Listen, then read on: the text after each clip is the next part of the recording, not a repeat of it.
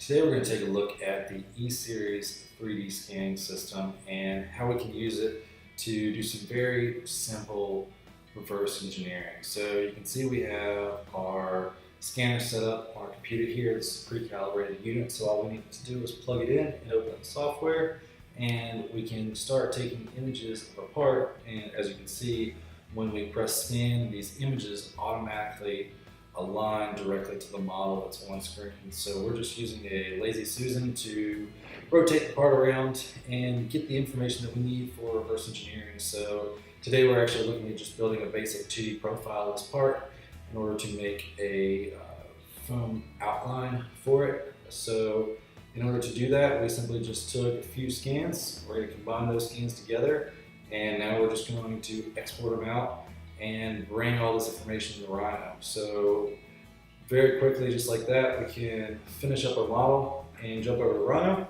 So here inside of Rhino, we're going to use a plugin called Mesh to Surface.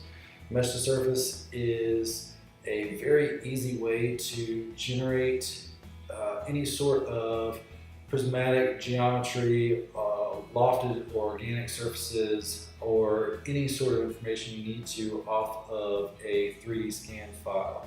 So a 3D scan file is generally made up of hundreds of thousands of triangles or polygons, and this plugin allows us to break that down into whatever CAD-based shape we need.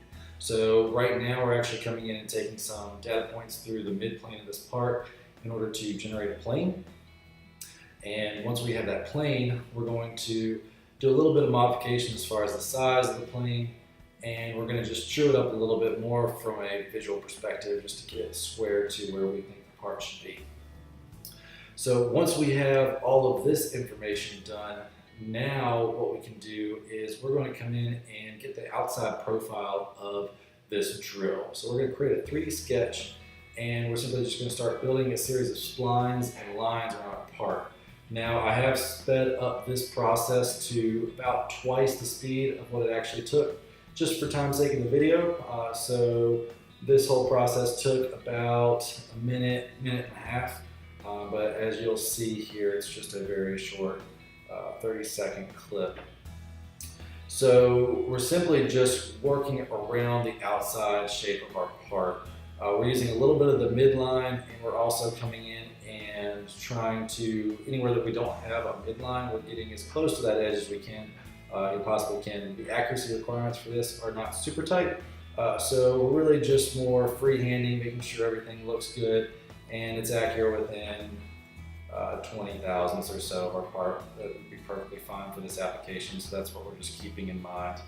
So now that we have all that information, we're going to take that plane and that 3D spline, and we're going to convert those over to our basic Rhino software. So we're taking it out of Mesh to Surface into the basic Rhino platform. So the first thing we're going to do is we're going to take our C-plane, we're going to set it to that plane that we created. Then once that's done, we're going to transform that 3D spline to a 2D spline on that C-plane.